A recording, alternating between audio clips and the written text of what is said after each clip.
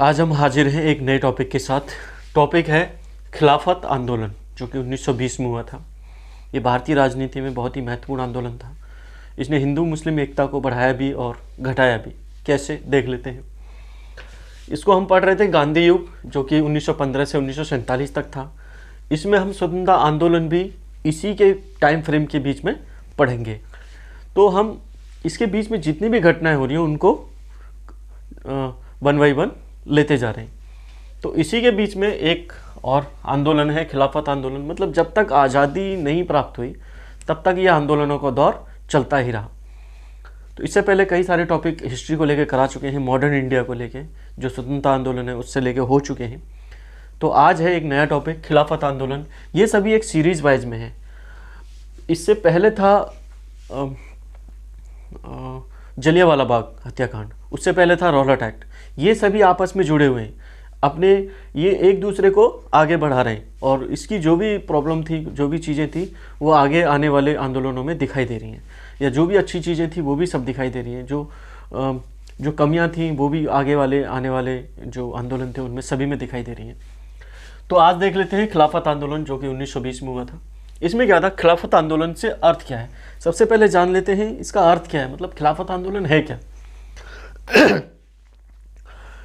तो टर्की का विघटन, टर्की का खलीफा, ये दो पॉइंट्स हैं इसमें। प्रथम विश्व युद्ध हुआ था, बताना चाहेंगे यहाँ पे। प्रथम विश्व युद्ध हुआ था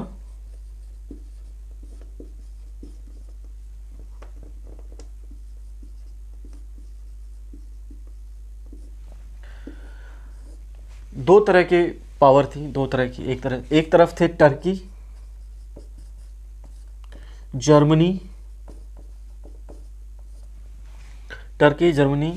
ऑस्ट्रिया,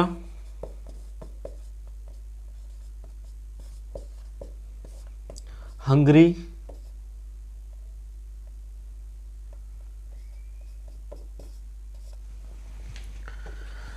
बल्गारिया।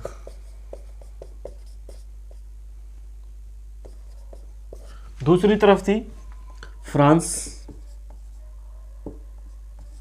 ब्रिटेन, अमेरिका, रूस, इटली।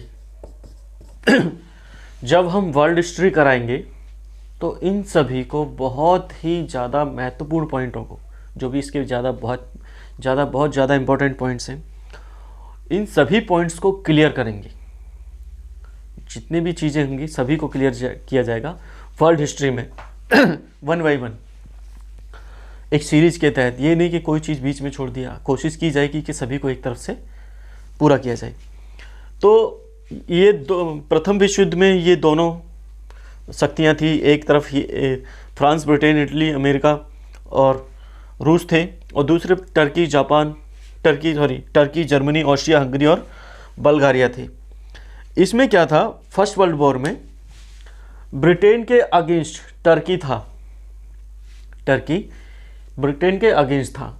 इसका जो खलीफा था, पहले विश्व युद्ध में जो है टर्की की हार हुई थी। तो हार होने की वजह से ब्रिटेन और ये वाली शक्तियों ने इसका विघटन कर दिया था, और जो उसका खलीफा था टर्की का जो खलीफा था उसको गद्दी से उतार दिया था। और पूरे विश्व के मुसलमान उसको अपना आध्यात्मिक गुरु मानते थे।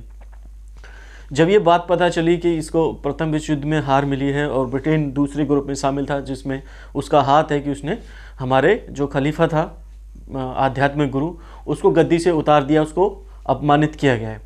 तो जो मुस्लिम थे, भारत के मुस्लिम और विश्व के मुस्लिम का तो पता नहीं उन्होंने क्या प्रतिक्रिया दी, जब हम बात करेंगे वर्ल्ड हिस्ट्री के तो उसमें देखेंगे। तो इंडिया के मुस्लिम्स की बात करते हैं। उसमें क्या होता है, यहाँ पे बहुत ज़्यादा रोष उत्पन्न हो गया था, बहुत ज़्यादा बदले की भावना उत्पन्न हो गई थी अंग्रेज़ों के खिलाफ कि इन्होंने हमारे धर्मगुरु को किस तरह से अपमानित किया, उनको किस तरह से आपने गद्दी से उतार दिया।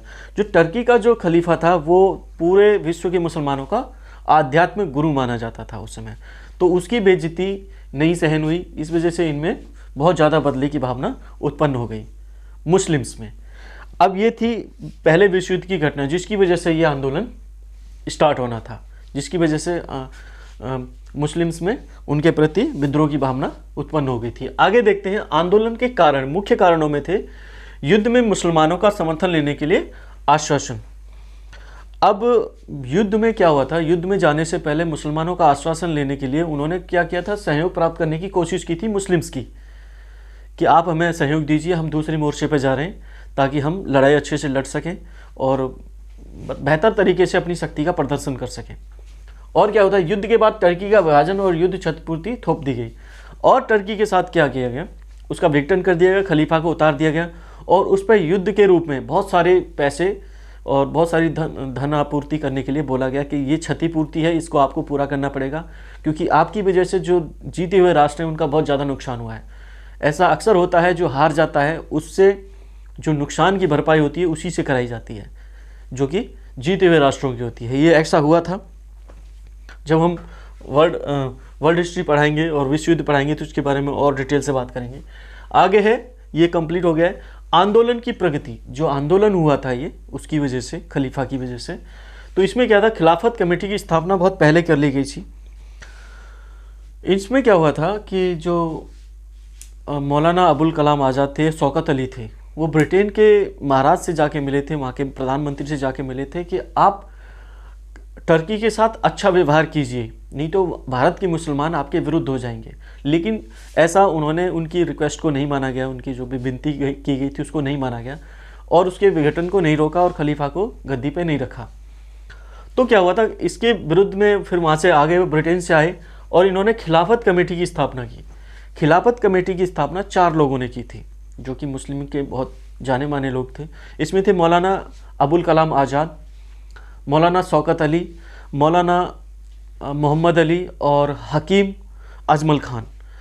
हकीम अजमल खान, मौलाना मोहम्मद अली, मौलाना शौकत अली और मौलाना अबुल कलाम आज़ाद, इन लोगों ने खिलाफत कमेटी की स्थापना की थी 1918 में, ताकि इनके खिलाफ प्रदर्शन किया जा सके, मतलब अंग्रेज़ों के खिलाफ। तो ये था खिलाफत कमेटी। इसके बाद हिंदू मुस्लिम एकता, इसमें क्या किया गया है, इसमें हिंदू मुस्लिम एकता का काफ़ी बोलबाला था। हिंदू और मुस्लिम ने एक साथ इसमें आंदोलन में भाग लिया था, क्योंकि ऐसा पहली बार हो रहा था कि किसी आंदोलन में मुस्लिम इतने बढ़ चढ़कर हिस्सा ले रहे हैं, मतलब अंग्रेज़ों के खिलाफ इतने बढ़ चढ़ के हिस्सा ले रहे हैं। उसका एक ही रीज़न था, सिर्फ खलीफा और टर्की। आगे था 1919 खिलाफत सम्मेलन में गांधी जी विशेष अतिथि के रूप में आमंत्रित किए गए।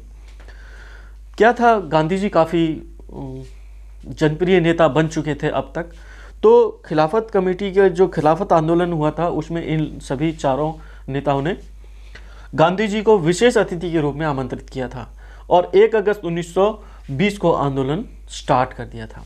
इसमें गांधी जी ने कुछ अपनी जो भी चीज़ें थी, जो भी कहना था, जो भी सलाह थी उसमें दी थी और उन लोगों ने मानी भी थी, जो कि आगे है। गांधी जी का आंदोलन में प्रवेश, जब आंदोलन में आमंत्रित किया गया था गांधी जी को, तो इसमें बहुत सारी चीज़ें उन्होंने बोली जो कि उन्होंने मानी। अब देख लेते हैं। गांधी जी ने सार्वजनिक उत्सवों का बहिष्कार करने का उनको सलाह दी।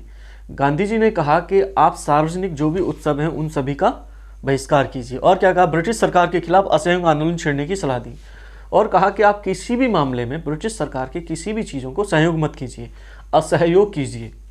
इससे क्या होगा, ब्रिटिश सरकार को प्रॉब्लम होगी, तो हो सकता है आपकी बात सुन लें।